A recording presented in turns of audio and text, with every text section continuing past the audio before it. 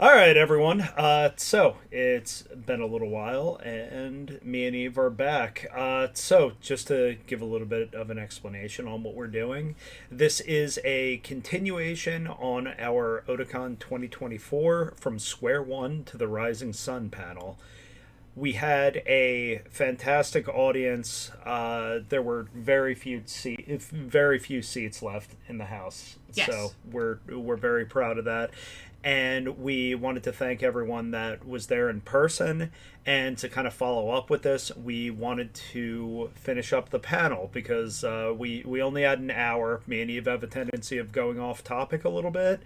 But to make up for that and make sure everyone gets all of the information that they need, we are going to finish the panel here, and two, we are going to make our slides available to people on Google Drive. And of course, we don't charge you guys for anything, so Yeah. that's completely free. You don't have to join an online course. We're not making some booklet or anything like that. You just go and take it, and if you want to share it with someone, please do. Yeah, so anything else you got to say? Also, sorry, I realized I just passed the mic over to you, then cut you back off. But what I was going to say too is, so there's not going to be too much editing with this. It's just going to be me and Eve speaking frankly. So yeah, I hope you guys could still enjoy it. Oh, okay. So one thing to add is we're going to have us here added in over maybe a couple of slides that we did already talk about in person. So we'll just add that on to that section. So if it's a little disjointed at that point, we apologize. But yeah, next year we're going to see if we can get an hour and a half, maybe even 2 hours, because everyone always has a lot of, nice questions to ask. We try and incorporate the questions from the previous presentation into the new presentation, but then by doing that it adds more content onto the slides, which takes more time to go through and stuff. So yeah, just in general, every time something every year this panel is probably going to get longer, and you guys will see some pretty good examples of that coming up. We're not going to spoil them just yet, but it's really funny that the convention just ended and there's already been a huge kind of difference in what we're doing. All right, everyone. Remember a couple minutes ago when I said that we might start a little bit early? Well, guess what? I predicted the future, so here we are. So just to introduce ourselves a little bit, I am Brandon, and I'll let you... I'm Eve. Can you hear me in this one?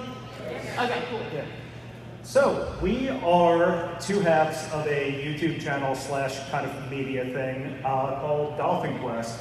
We started the channel together, and it's brought us to a lot of different places, including Japan, as you can see. But just to see if we're all ready and stuff, who here is ready to learn about some traveling? Fantastic. All right, who here is ready to learn some about Japan? All right, who here's ready to help me fill out a 1040 form? All right, get a picture of them. You're all held to it. We got some accountants. Yeah, all right, fantastic. I thought Washington, D.C. would be a great area for that type of thing. I don't want to make the IRS mad. Anyone here from the IRS? All right. All right, let's get into it then. Hopefully the mouse works. Okay, so that's us back on our first trip all the way back in 2017.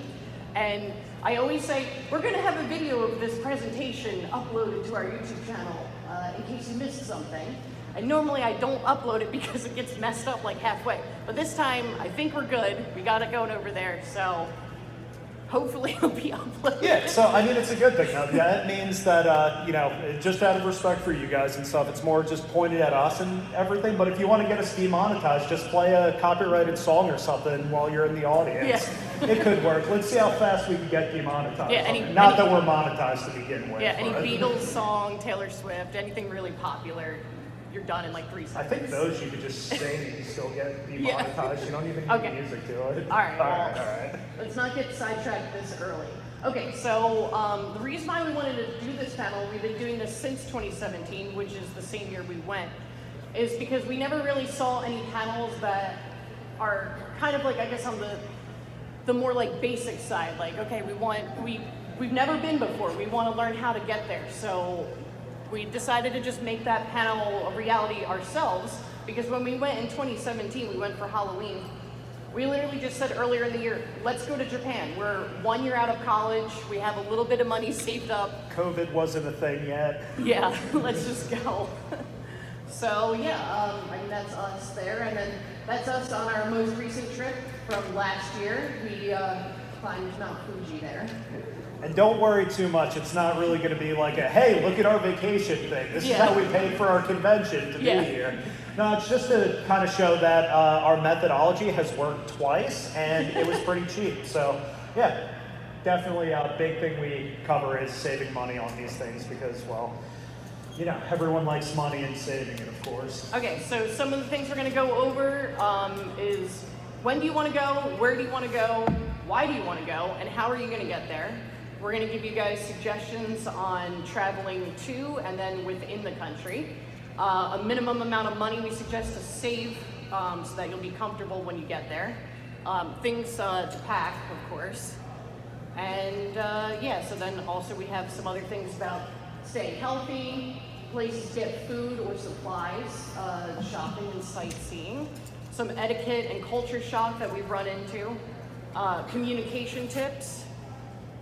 We've added our mini Mount Fuji guide on hiking it, because we'll have some stories about that. And we also have a little bit of an adult section. It's not an 18 plus thing, so it's, you know, just kind of... Yeah, it's adult in the sense of like it's somewhere between like doing taxes and nightlife. I would have You to do say. taxes. What? It's a good way to explain being an adult. It's more exciting than that, but it's not as exciting as some of the, you know, other nightlife stuff. But either way. Yeah. Okay.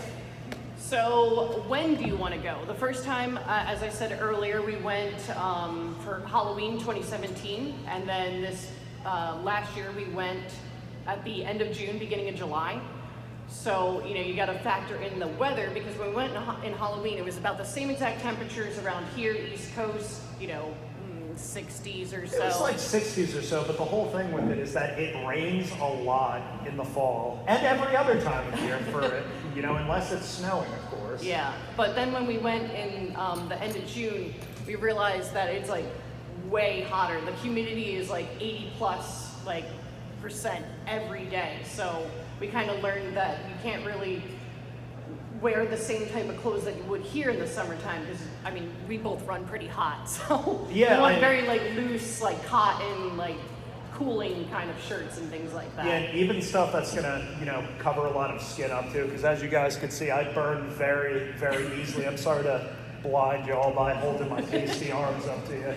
But when it comes to that, like a good metric for that, not so much, we haven't been outside since probably about like 9 o'clock or so. It was a little bit cooler today. Yesterday, on the other hand, that's a great metric for what it's going to feel like the entire time you're in Japan if you go in the summer months. Yeah, in the city without like tree coverage and stuff. Yes, and it rains more too, so it's basically like, you know, you're kind of, it's very humid. That's preventing your body from getting rid of excess heat, so you're kind of just like cooking in your own skin. Yeah. You got to get used to it, and if you go there, you will get used to it. Just be ready for it is all we're saying. Yeah, so the first trip we went to mainly just Tokyo. We stayed in Shibuya for the first half, and then Akihabara in the second half. It was only a 10-day trip. And then on our second trip, we went to... We were able to do a day trip to Osaka and Kyoto this time around. And should I talk about the fact that we stayed in 2 different places for that, or is that coming up? Yeah, we're getting okay, gotcha. This is important. So that's another thing to factor in, is how long do you plan to stay there? We definitely recommend like 7 to 10 days on your first trip, because you want to do a lot of stuff, and then you know you might run out of time, because it does take 16 hours from the East Coast to get to Japan. Unless you like fly to LA first, and then it's only like 10 hours, but still, it's a really long time. Sorry, I gotta go back and forth on the computer. Okay, so I used to suggest only $2,000, but with the airfare increases, I now suggest $2,500, but that would be for 7 to 10 day trip. That's going to cover your airfare, rooming, food, and then a rail pass, which we'll discuss on a future slide. And we definitely recommend to get your yen ahead of time at your local bank branch, because it's a better exchange rate than if you got it at the airport or if you got it in person in Japan. Especially with how the yen is right now, it's very weak to the dollar. I just looked it up. It's 68. yeah, so 155 yen equals $1. So normally in manga, especially from the 90s, they would always give you the little guide at the bottom that says $1 equals 100 yen, and then now it's a lot different. It's not like that anymore. So, and should I also talk about how the credit card stuff with this, or does that come in later? Yeah, you can talk about that. Okay, so the good thing to keep in mind too is if, obviously, if you're trading in your, United States currency, you can do it at a bank. Any bank that you might be a member of will probably do the service. You are going to get hit with a little bit of a service fee, but it's not terrible, in all honesty. I mean, Yeah, it's still better than the airport. yeah, you got to spend money to make money, as they say. So that's kind of the cost of doing business. But what I will say with that too, if you guys happen to use specific type of credit cards, we always suggest Capital One Venture cards. And we're not affiliated, but But we really recommend it because they have the bonus miles on sign up, which we'll talk about on the Yep, next that's coming slide. And the fact that you can use that card in Japan. So when we went the first time, we noticed that a lot of places didn't really accept cards. So we were like, okay, we definitely need to make sure we have yen, which was including McDonald's. yes. But this time around, because they changed a lot of things for the Olympics, a lot of places now do accept cards. And when you look at your bill statements, you'll see that something that you thought was going to cost you $1 actually only cost you 80 cents because of the exchange rate, and it's a lot easier to just see that on a card. So that's actually for the foreign transaction exchange rate, and that is super useful because not only is the yen weak to the dollar right now, but it also kind of gets around that the kind of fee that I was talking about for exchanging money. So that means that basically whatever price that you're seeing on whatever you happen to be buying, you could probably take about 20 to 25% off of that. So it was a pretty huge discount. So in general, if something costs, let's just say 100 yen, you'd probably see about 75 yen worth of a charge on your actual credit card. So it's very nice. It almost cancels out taxes completely, which, hey, we should all be a fan of. Yeah. And then another thing we recommend is traveler's insurance. We actually didn't get it the first time, but we got it the second time because we were there for 3 weeks. We didn't need it, but just in case, if there's earthquake or something else. It's more if you it is good to have the just a peace of mind with it, because with that you get what's called an emergency evac, which basically means if there is something like an earthquake or a tsunami, something along those lines, they will send anything they can to get to you, whether it's a boat, a helicopter, a team, that type of thing. I'm not making this up. That's what they said, yeah. Yeah, At AAA. exactly. And you don't need to be a member from AAA to get it. So Yeah, that's yeah. another thing. Oh, and also, if anyone has any questions, if you could just wait to the end of the slide. So I'm about to change the slides, and I see a question in the back. We will answer them. Okay. We have no way of hearing questions up here, though. Okay. Yeah. Per person. Mm-hmm. Per person. Yep. The question over here.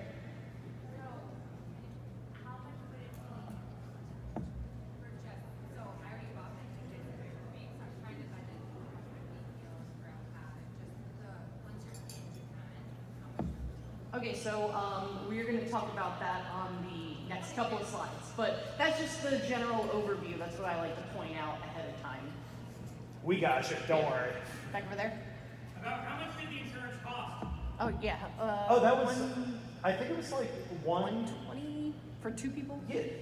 Yeah, I want to say, so I'm going to have to do some more research on that, because I think that's the one thing we forgot to do. But I can tell you, we got it through AAA. Even if you're wait, not. I have it. Sorry, I wrote it down. How much is it? $262 for 2 people for 3 weeks.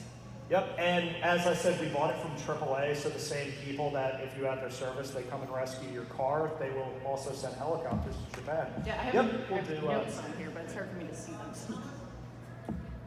How much of the 2,500 is airfare? So I'm going to get to that on the next slide.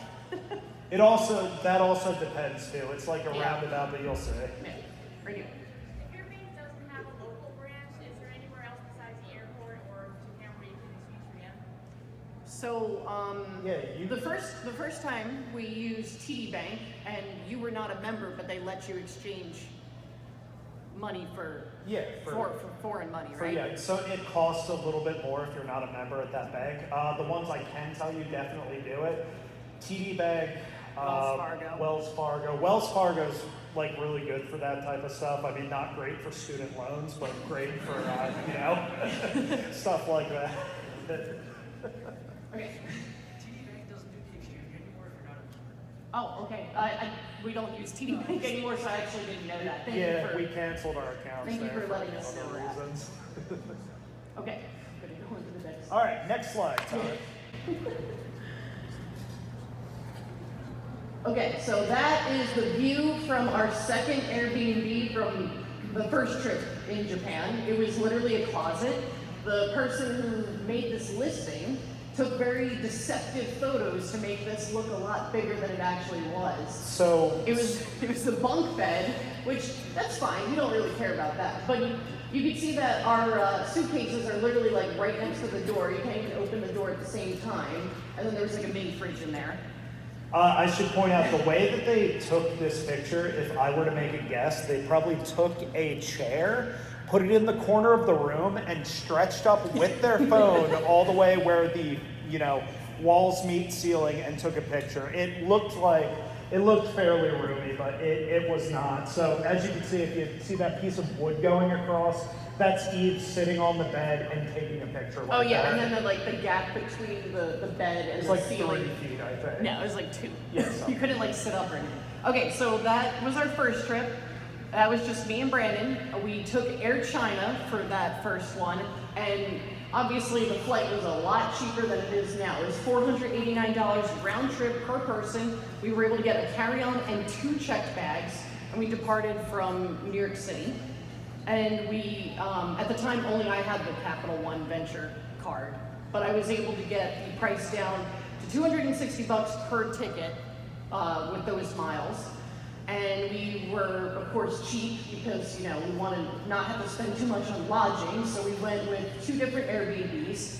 The first one was awesome, and we made a friend from that who was running it, and the second one was this thing, which was in Akihabara. The first one was in Shibuya, because we thought, oh, let's be close to Akihabara. It's right near the, all the game stores and all the cool stuff. But it was so small, and we were just like sick of it by the second day. And we actually realized that how we booked it with the rail pass, we would not be able to stay here and then make it over to Narita to depart without having to pay for the Shinkansen when rail pass is going to cover that. So we had to actually just take everything that we brought, two suitcases each, and just like book it to the very last train leaving for Narita. Yeah, so also another thing I should point out with that too is, so they cracked down on it a lot, so we didn't have to deal with it our second time we went there, but at the time, and there are still a few that kind of go unnoticed, but Airbnbs were sometimes illegally run. So this Airbnb in particular, there were actually signs on all of the floors that said, don't speak to anyone else here, do not speak in your native language, and basically a lot of like, don't talk to anyone. Now, of course, I'm not going to listen to that because, well, that's just a little bit ridiculous. So I ended up going up on the roof. I was a smoker at the time. I've since quit, but I met someone. He was from Italy and he was there working. So as it turns out, this may have been illegal tenement housing. So that's kind of what we ended up renting. And then so we were. There we go. So we were going to go for 20 nights in 2020 for the Olympics with 6 people. And I still keep the information up there just kind of as comparison because that was what the Airbnb was going to look like. You can see that there's way more space on that floor plan. And at the time, the round trip flight was through Air Canada. It was $611 per person. And you got to carry on a small personal item, which would be like a purse or like a sling bag or something like that, and 2 check bags. And we were departing from Philly, which is closer for us because we live outside of Atlantic City, so it's a lot easier than having to drive all the way up to North Jersey or New York City. Well, and that's also another thing to keep in mind too, because depending on where you'd fly out of, I mean, if you guys are local to here, it'd probably be the Baltimore airport, I imagine. Or the DC. Or the DC Yeah. airport. I always forget there's an airport in DC. But also, like, we had a couple people in mind the first time that were like, hey, could you just drop us off and then pick us up? And like everyone dropped out of that. So that's another thing. That's to our budget moms. for. Our moms did not want to drive us. Yeah, they didn't have anything to do. They just didn't want to do it. So just watch out for family sometimes. They're Yeah. great otherwise, but not at driving. Yeah, so and then on that second trip, we had planned on staying in this one Airbnb the entire time. It was going to only be $560 per person, which makes it $28 a night, which would have been really nice, but you know, there was a thing that happened. But yeah, so unfortunately we couldn't go for that. And then Air Canada did refund our tickets, but then Capital One didn't refund the full amount of our miles that we spent on it, which kind of sucked. Because Brayden and I were actually able to cash in the miles since it had been, you know, long enough that they were accrued that we were Yeah, we able were to those accruing tickets for those since free. 2017. So basically, I guess the moral of that story is try to travel during a pandemic because you will probably lose money on it. Bad gamble. Yep. Okay, so this was our Airbnb last year. We were originally supposed to go with 4 people. 1 person dropped out, kind of like in the middle of planning all this. So we had already booked the Airbnb. And then you could see the insane price increase for that flight. It was now $14.94 per person, and you only got 1 checked bag this time. If you wanted an extra one, it was $100, and we ended up paying for that on the way back. Because how we stacked our luggage, we put the mini suitcase inside one of the bigger ones, but we definitely needed the extra checked bag on the way back because I bought too much stuff. But yeah, so we left from Newark, we went and we arrived in Narita, and then the Airbnb was in Harai, which is a suburb of Tokyo, of course. It's like, what, like 5 stops away from Akihabara, I think? Wait, hold on, let me scroll. I have the note here. It's like, I'd say it's like a 15 Wait, minute train. oh yeah, I wrote it there. Yeah, a 12-minute ride to Akihabara. That was like 7 stops. Yeah, there we So, go. oh, and then another thing we always look for when we look for these Airbnbs is that it is close to a JR station, because we'll explain the rail pass and stuff in a minute. But that just makes it easier to commute everywhere because you're going to want to just take the train. It's the cheapest option. Yeah, so, and also just in general, Hirai is a very cool place to stay. Their train station is very small, but it has a lot of cool shops. They also, if you start feeling a little bit homesick, if you're planning on staying for a little longer, they have a foreign market there that had just enough supplies for me to be able to do a taco night in Japan. So, you know, just saying. And they have a highly McDonald's. They do have a McDonald's. They also have a Cocoa House curry, which highly recommend, but we'll get into that. Yeah, so then this Airbnb, we stayed the entire time, 21 nights. It was $2,725, so it was originally supposed to be split 4 ways, but it was split 3. So that was $43 a night per person. So had a full kitchen, full refrigerator space, microwave, all that good stuff.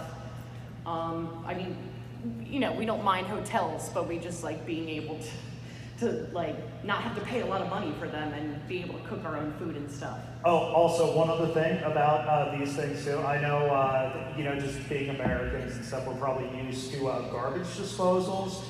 That's not what that is in Japan. I'm going to tell you right now, it's a grease trap. Do not leave things down there for too long, because when you start noticing the smell of it, and I'm talking about like 2 days being too long before you realize it's not a garbage disposal. So just saying, little tip from Brandon here. Oh, and then another recommendation I have is if you're staying at an Airbnb for more than a week, you may be able to message the person for like a discount code. Sometimes they'll send you like a 10 to 15% off code because they're, you're booking for a really long time and they don't have to worry about like filling up individual days in between. Yeah, I think that's, any questions on this slide? Okay, good. Oh, wait, hold on, we got one. Okay, yes, go ahead.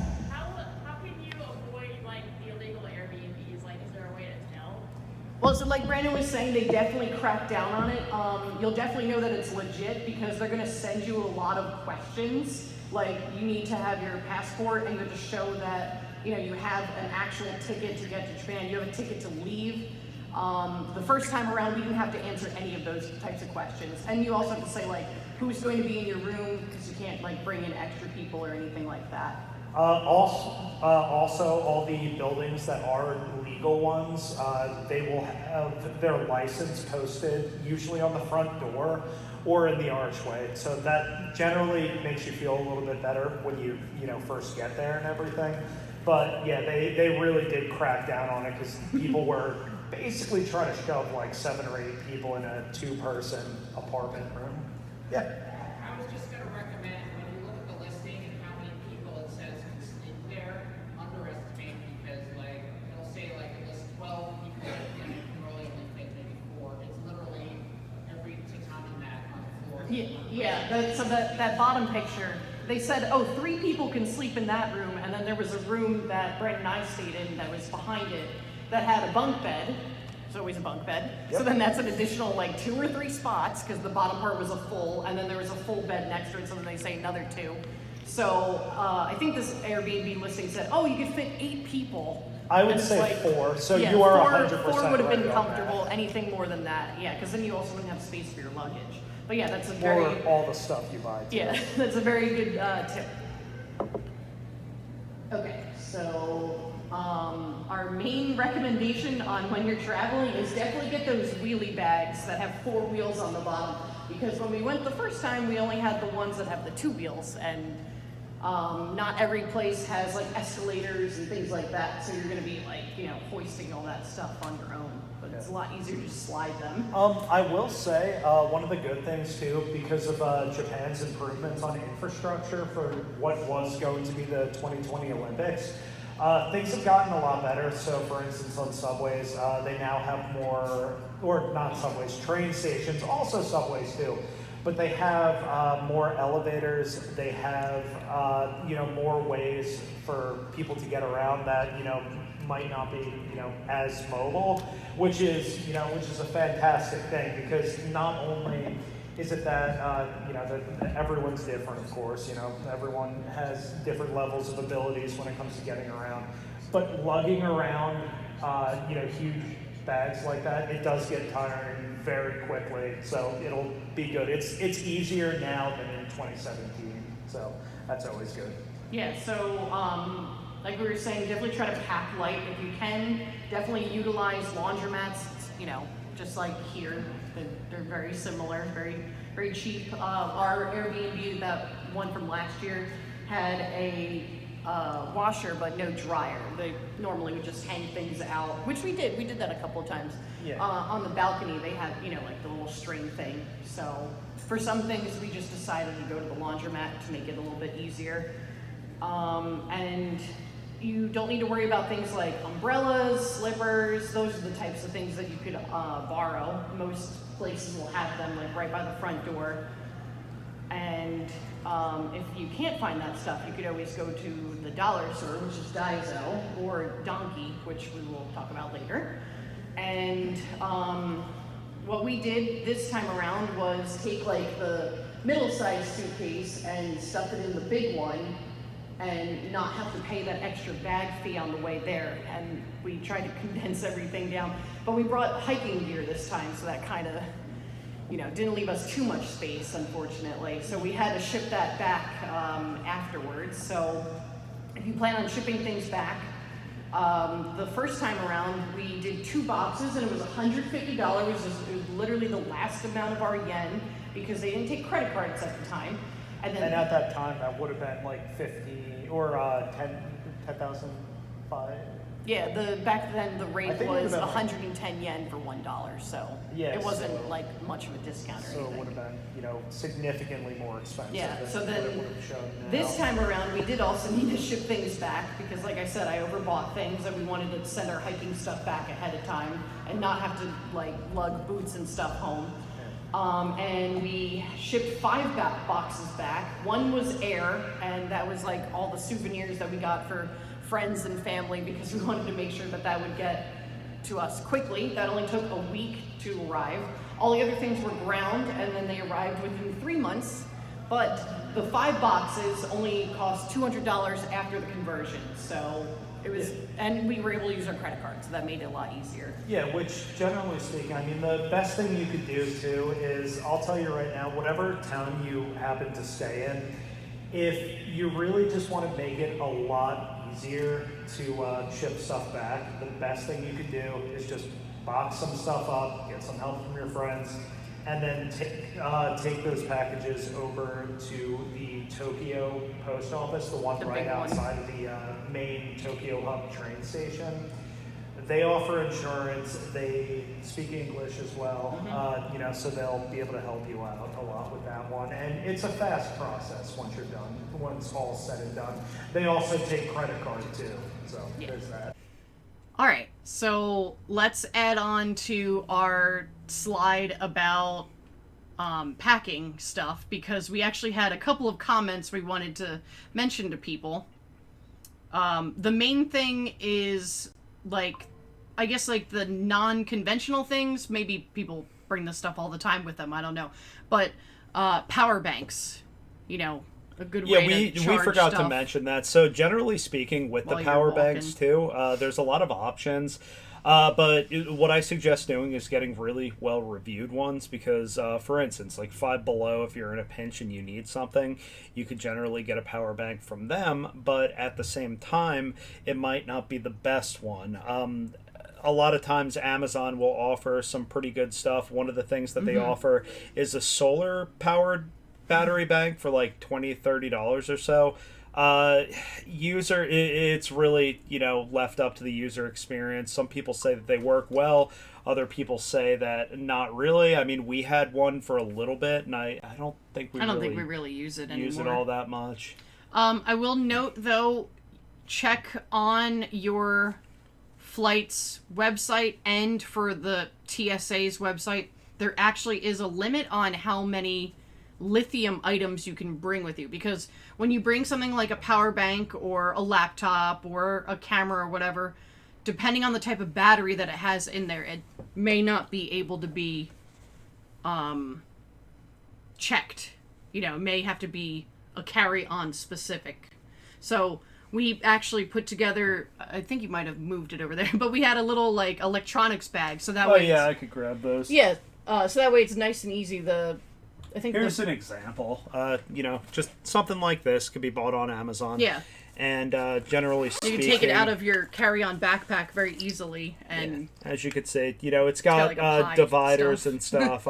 Yeah. I'm nerdy, so I have a ton of different things in here. But yours might look a little bit different. But yeah, some if things you I grab that blue bag, that sure. still has some stuff in there. Yeah, some of the things that I kept in there, I kept an extra smartwatch. The chargers the for cables it. for that. Yep. Just like every type Absolutely. of charger you could think of. Here's the other one. Yeah, this one's a little bit more of an updated one because it has the little spots for cable management. Of course, you can see that this stuff's right here. Mm-hmm. But yeah, look, we didn't use this yet. Trying to, oh right, now everything's backwards. But it's a Wii U LAN adapter. Yeah, in that's case something you we didn't actually have Wi-Fi. Yeah, something we actually brought back with us. Yeah, and we just put this in here because you probably wouldn't have even needed to do that, but it's better to just keep all your electronics together, I would say. And then we have an extra hard drive for storing pictures. some GoPro accessories, things like that. Oh, speaking of hard drives too, I think the next part is actually like SD cards and Yes. stuff like that, because generally speaking, the best way I would say is have at least 2 SD cards per device if you're planning on doing a lot of recording, or if you're going to be, doing some drone videos, things like that, because really you don't want to be sharing one SD card amongst a bunch of different devices, because at the very least you want to be able to switch between devices when you're out in the field without having to, break open your equipment to, switch it around. Of course, you could always go to like a Bic camera, or Don Quixote is Donkey another has good one. some SD cards. Like you can get those are things you could definitely find, but if you prefer to use your own things, that would be good to just already have on you, because they're small. There's no restrictions on SD cards. It's just the lithium batteries. You're allowed to bring regular, like AA batteries and stuff too, which of course Japan has that. But if you have a device like a regular DSLR camera, still uses those types of batteries for the most part.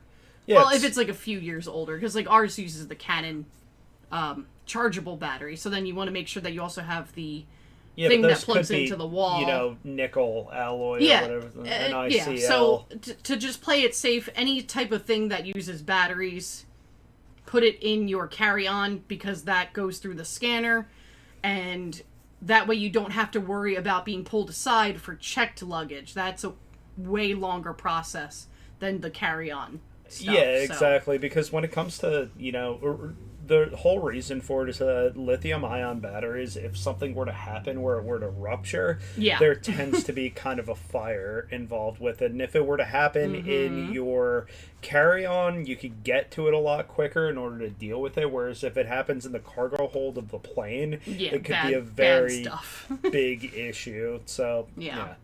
And then another thing we wanted to talk about was like preloading music, movies, ebooks, if you have like an MP3 player or like a Nook, Kindle. Yeah, because there are tablets. Depending on the flights that you guys take and everything, you may be able to use your cell phone. You may not be able to. For instance, Air Canada, it was fine. Air China, you couldn't even have your cell phone turned on. Yeah. Although, that was the first time we went, so we didn't really want to test anyone on it, but other people did have cell phones and stuff. But it's a lot easier to be able to, say you have like an iPod, or if you are allowed to use your cell phones, what I did, I have, YouTube Premium, so I end up just, hitting the download button and having Saving the songs it for later. offline. Exactly. And then another thing we definitely recommend is like a neck pillow for the flight. Yeah, we've gone both of our flights without neck pillows, so it's something that at this point. Wait, no. Did you I thought get on one? I thought on the way back we had one of us I didn't had have one one, or but something. I think you might have, so you could speak to it more than I can. I don't really remember. It's been over a year, honestly. Yeah, that's true. And on the way back, I just fell asleep immediately, so I don't even remember. Yeah, the you were flight. barely awake for the flight, and the flight was a lot shorter because you hit like the jet stream going back, and the time zones are in your favor. Because then you basically get a whole day back. Yeah, next time I'm just gonna, do that thing that people are doing on social media where they just stare at the map the whole time. Oh. No drinks, no bathroom breaks, nothing. That has a funny phraseology attached to it, but we're not gonna say it. Not gonna say it. You can look it up later. Yeah, and then definitely another thing is, I think Brandon touched on this a little bit when we were doing the main presentation, but try and coordinate with the people that you're going with. If you are like 1 or 2 pounds over the limit and they are like 10 or 15 under the limit, help each other out so that way you don't have to pay extra fees.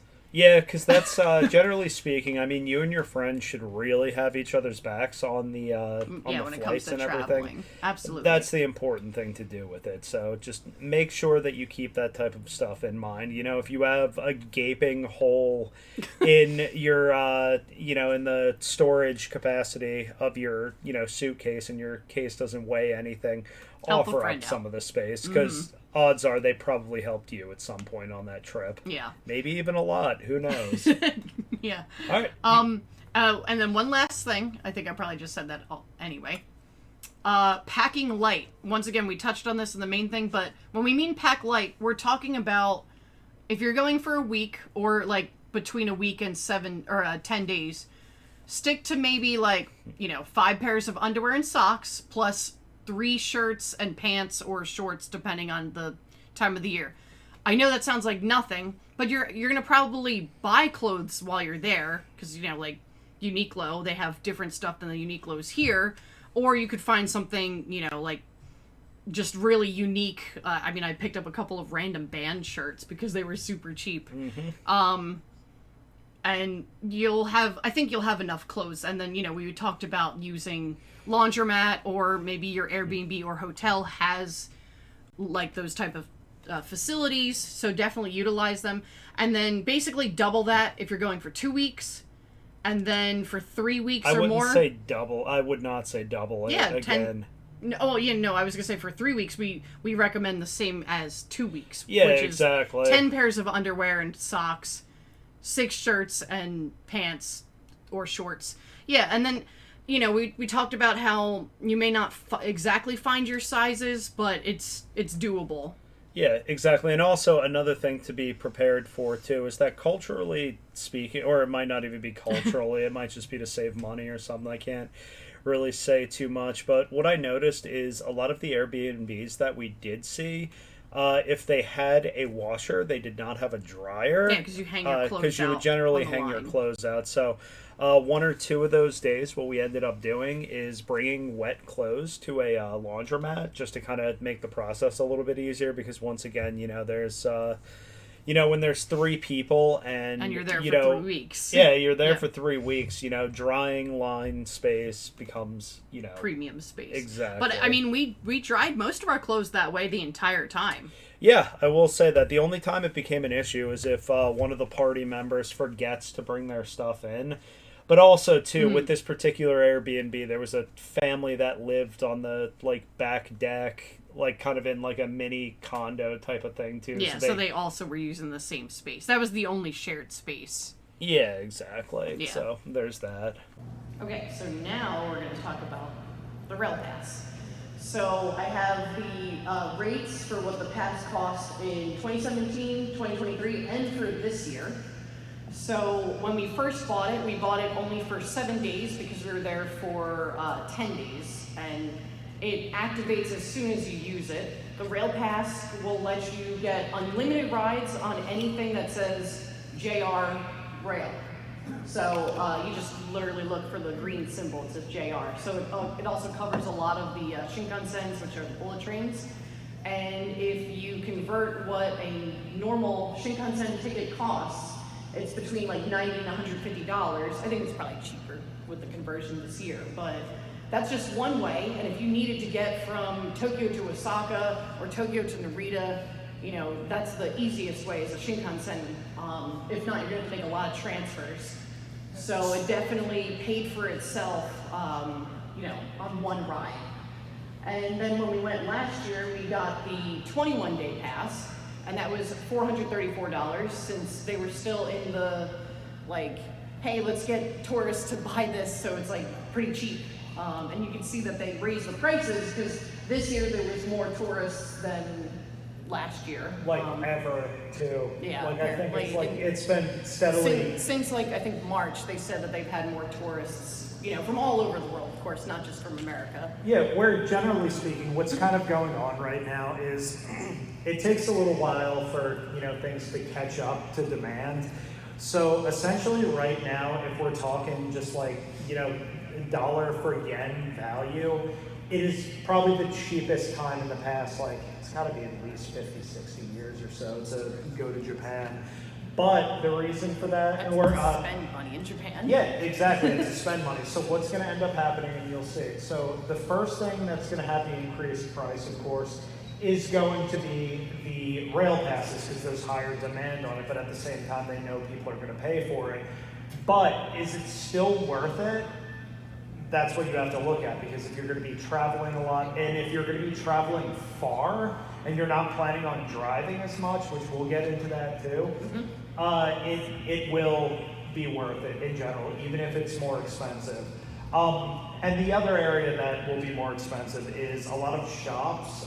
Some of the smaller ones, I mean, the bigger shops don't really care too much about it, but a lot of smaller shops will charge more for things because they know foreigners are looking for it. So we're talking about import games, manga, fan comics, things like that. But we'll probably get into that too. Yeah, so also if you needed to, you could always utilize Uber, and then there's various taxis. We needed to do that one of the nights because we wanted to get the Shinkansen from Tokyo to Narita because we actually had booked a one night stay at Tabos, which is Tabanos. It's this little hotel chain, and it was actually really nice, and they had the best water pressure in Japan. And I commented that on their Facebook page, and they liked it because we noticed that at our Airbnb, the water pressure was really low on the shower, so it was nice having it's normal water. It's like getting a nice summer rain to fall on you, you know. Whereas the other one was like a hurricane, very nice. Yeah, and then so taxis are not really that expensive. It was between like 1,800 to 2,100, so I'd say it was around 2,000. And we took a taxi 3 times. So. And the easiest way to do it too, because not some of the taxi drivers speak pretty good English. But, if you have some trouble with it, you could always just open it up on Google Maps and just show them the address, and they'll be able to do it based off of that. Yeah. And then if you are staying just central Tokyo or, just central Osaka, you definitely look into a Suica card or a Passmo card. When we were there last year, they actually had a microchip shortage, so they couldn't, or not microchip, what are those little things in the credit cards? RFID chip. Yeah, RFID chip shortage. So you couldn't get the physical one, and you can get one on your phone. I know that iPhone has a Passmo app, but you can't always reload it apparently. We didn't use it, so I'm not too sure about that. So, because we had the JR Pass. But if you need to, you can use that instead. You literally just would scan your phone or scan your card and walk through, and it would just need to be replenished, which you can do at the kiosks. And then while you're on the train or the bus or whatever, they'll tell you in multiple languages what line you're currently on, what the stop is coming up, and then the stop after that. So if you're looking on Google Maps, you literally just need to look at the number because there's numbers attached to all those stops. So it's very simple. I think they really have updated it since when we were there in 2017. I think it was a lot easier to navigate this time around. Yeah, because in 2017, I could say on the last night when our rail pass was running out that night, we almost got stranded because once you get further away from the Tokyo metro area, the English kind of stops on the trains. So you are kind of so Eve reads more than I do. I can read some things, but generally speaking, trying to match up symbols is not easy when they're going by fairly quick on a screen. Yeah. So we definitely recommend downloading, Google Translate Japanese ahead of time. I think you could also preload some maps. We'll talk about pocket Wi-Fi in a couple of slides. And then a thing to note is we walked about 5 to 10 miles every day, and that's including just being on the trains too, just traveling everywhere. So, that's something to keep in mind. There's a lot of walking involved if you want to check out shrines and stores and all that good stuff. I think that's it. Yeah. Oh, Any questions? So I know that universally we like using Google Translate, but just the drawback of using it is that it's just very direct language translation, and because of that, a lot of things get lost. Yeah, that's a good point. So, are there any translator machines that you would suggest to buy? I think it's called Pocket Talk. So to kind of explain this a little bit, I'll have to look it up, and what I can do is maybe update it on social media or something as a note. But I'm actually I'm a school counselor, and anytime we have to talk to some of our parents that aren't as proficient in English, we use some. I'm pretty sure it's called a Pocket Talk, and they also use those, for instance, at car rental places in Japan. get And that. they are fantastic because it's a very natural way of speaking.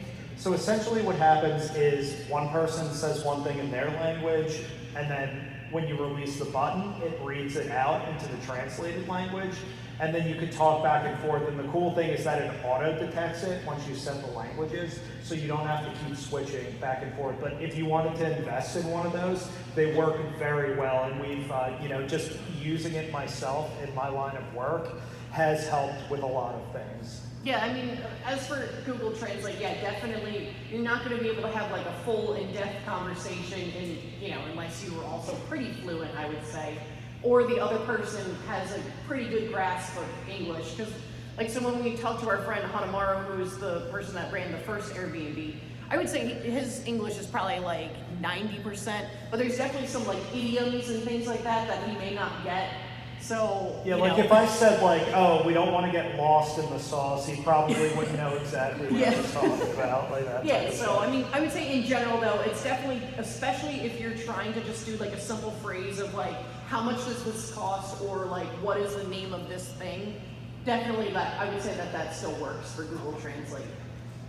Over there? For the train, the JR pass is 50,000 yen now since they raised it. I'd say for most people for a week, it's probably not worth it anymore unless you're going to pay like 5 or 6 Shinkansen a week. You can use something called a smart pass app. So you can buy single Shinkansen tickets about 30 days out, and you can get discounts on them. So Oh, okay. Yeah, I mean, that sounds good. I mean, if it comes to, if you're, able to plan like that, that's fantastic. Because that means if you're planning 30 days out, you also probably have a pretty good itinerary to follow. So me and Eve, not great with itineraries when it comes to stuff because we get distracted very easily. But yeah, no, I would suggest it. If you could save money doing that, that's a fantastic idea. Yes?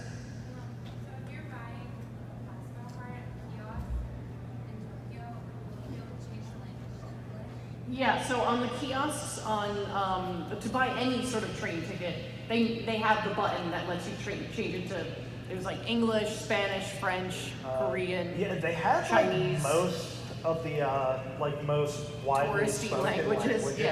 Yeah, so that was very helpful because, so another thing, it's recommended that you, not pre-order, not register, what's the word? Yeah, hold on. I can't think of the word right now. Dang it. I can't think of what it is. Not when you reserve, sorry. Reserve, there you go. Brain fart. Okay. They recommend that you reserve your seat for the Shinkansen, and we actually did that one time. We got it earlier in the day, and it lets you pick your seat. It's not like it's first class versus whatever. Some of them have that, but we just got the regular thing. It just makes it easier so that way when you go onto the Shinkansen, you already know where you're going to sit. Because in 2017, you could literally just sit anywhere, but now they recommend that you actually reserve a seat, and the little thing will be green above. And It'll when you be sit green, down, so it turns red. Yeah, so basically also another thing too is you can sit at any of the green seats, but if yours turns red, then you just have to move to another seat. Yeah, I mean, that's someone green. else is already supposed to sit there. It's a very high-tech system, and it makes it very easy to function in the country. So definitely big ups for that. All right, another question? Yeah, do you reserve a seat on the website, or is that where do you do it? So you actually can, but we weren't able to figure it out because the actual website, we weren't able to really get it to load in English. Plus, when we reserved the ticket, it was actually it was a spur of the moment thing because I think it was me that said it. It just popped into my head. I was like, wait a minute. We're right by here. Why don't we just grab the tickets right now, go do what we have to do, and then we just have to be here, and then we can run straight to the platform rather than, waiting. So that's kind of where the mindset was with it. But yeah, you can, and once again, it's been a full year since we've been there, so it could be better. I mean, Japan moves very quickly with stuff like that. Okay, so I added this slide for this year, looking to next year, because we're thinking about going back to Japan, but not 100% sure since we're going to have a little one by then. But we were thinking oh, thank you. Thank you. But we were thinking 1 week starting in Osaka and then 1 week in Tokyo, departing from there.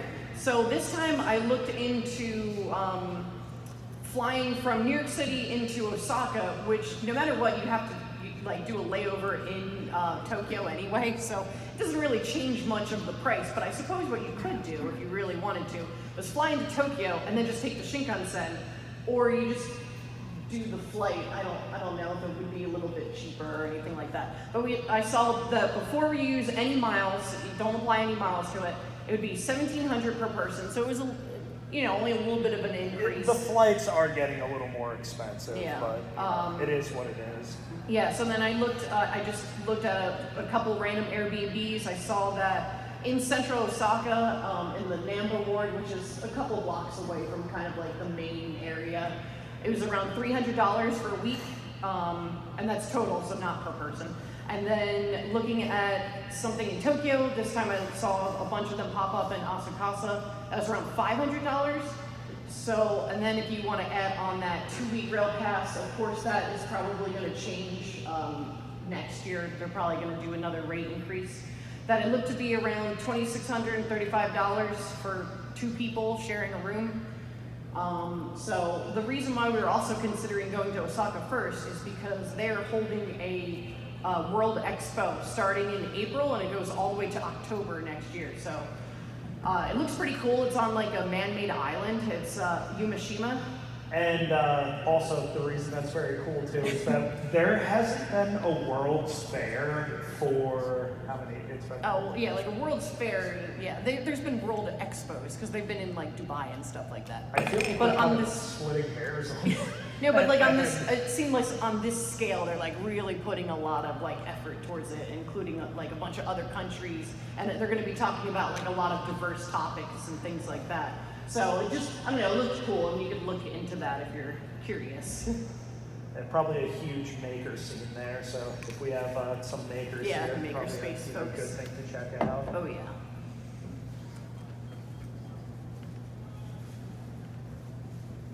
Okay, so then we have our generic tips about like trying to stay healthy and things like that. And then I haven't checked the travel website in a while, but for when we went, June 1st was when they said travelers from the US and Japan, you didn't need to show your vaccination status anymore, and you didn't have to do any sort of quarantine upon arrival, because we saw that in March and April they were still doing that. So what that meant would have been that you had to stay at your Airbnb and like not leave it for like 2-3 days apparently. So fortunately we didn't have to do anything like that. And then of course you could still do pre-testing. We all did that before we left anyway. Although when we got there we kind of felt a little like just sick from the plane I mean, air. in general, you're gonna, like, anyone who spends more than 10 hours on a plane is gonna feel kind of wonky. I mean, I thought I caught a cold, but honestly, so I, slept for a half an hour. Then these two, even our friend Mike woke me up and I just walked around a little bit. You kind of just have to push through it sometimes, but it was gone with it. I think it was just the allergies from the different types of pollen that I wasn't used to. Yeah, that's because it was also rainy also. Yeah. So that probably didn't help. But yeah, so then when we went in 2017, a lot of the cashiers were wearing masks and gloves for touching money. But I think that was also just because they were kind of forced to go into work while sick, which, that sucks. But then this time around last year, we saw that 99% of employees, no matter whatever the job was, whether it's train station attendant or a cashier or whatever, they were wearing masks. And I would say that the regular, either just people traveling, other tourists and stuff like that, maybe 30-40% of the time they were wearing masks. We actually thought there would be a decent bit more, but And I think this past summer there was not really anybody. Yeah, so, besides employees and stuff. I mean, it all comes with time and everything, and of course, if you always have the freedom to wear one if you want to. It's always it's kind of how the country's looking at it. And if you need major help for whatever reason, you could always go to the U.S. Embassy in Tokyo. But that's You're probably not going to have. That's more like, so for instance, if you were to lose your passport or something, going to the U.S. Embassy, they would help you with that. It Yeah. would probably take a little while, but they would be able to help. Okay, so we have a couple of tips for driving in Japan. That's our friend Mike attempting to drive. He almost ran a red light as soon as we pulled out of the rental place. Yeah, so we had to explain to them That the lights we are know red we're in here." Japan and everything, but green means go, red means stop. Yeah. So that's kind of what happened. If you want to talk more about this one. Specifically what? Oh, just the rental stuff, because Oh, right. Okay. Yeah. Sure. So as I said, with the rental stuff, the rental agents, they were very good with dealing with foreigners, and their English was pretty proficient. But we did use the pocket translator for some of the stuff that kind of got lost in translation. Yeah, which they had. Which they had at their there. desk. Yeah, we didn't have one; they had one. Yeah. That's how we found out about it. But so honestly, what I would suggest is no matter where you go to rent a car, you're probably going to get basically the same thing. There's a compact, a subcompact, and then the roomy, which roomy by Japanese standards, I would say. But also, if I suggest honestly the Yaris Cross, if you do get a choice. It's got decent power. It has enough room to get some of your bags and stuff into it, and it'll be what you want. When we rented a car to do the Mount Fuji trip, you do have to drive up a fair bit of the mountain. Mm-hmm. They gave us the roomy. And it's like no power. It had no power. My foot was down to the floor. Think of lot like of a the Kia time. Soul, but tinier and worse. Yeah. That's basically what that was. Yeah, pretty much. It's like, oh, we get to drive the little square car. Oh, this thing sucks because we have to go up an incline. Yeah, exactly. But yeah, so for renting a car, the main thing you need is a passport, and you have to have an international driver's permit. You can't use your own license. You could also get that from AAA as well. Yeah. They'll take care of it, which And you is don't funny need to too get because it looks like the most forged official document you will ever see when they hand it to you, because it's basically a little cardstock booklet that they take a picture of you that they take there and print out, and they just take a glue stick and glue it in and then stamp it with a stamp that will probably dry by the time you are home from Japan. Yeah, I'm it's not wiping making off this the up entire at all. The next important thing here. Okay, so as we all know, the old trope of renting cars in the US is, no, I don't need that extra insurance. My insurance will cover it. So first of all, no, it won't. Second of all, with this car insurance and stuff, get the top level of insurance. And the reason for that is because if you are driving in Japan, there are a couple things you have to look out for. The first one, say you're driving the speed limit, being safe and everything, someone runs out in front of your car and you hit them, it's your fault. It doesn't matter if they, made a mistake and walked out for that reason. If you hit someone in Japan, you are probably going to jail more than likely. Japan has a very high conviction rate, so I suggest trying not to deal with the law in any way. I think the conviction rate in Japan is like 99%. So, and also just, being a foreigner there too, not fully speaking the language and not having a lawyer there that could properly represent you, it's just something you want to avoid. The second thing, you also want to make sure that you just get the highest level insurance. And I know, by me saying that, it's like, oh, how much does that cost? Yeah, it was like $10. Yes, but $8. It was $8. Okay, it was like $8 at the time. And $8 is the difference between you getting into a fender bender and having to pay for their entire car and not having to pay for anything. Yeah, Just and saying. just renting it after taxes, it was like $60 for the day. Yeah. And that was split between 3 people, so not too bad.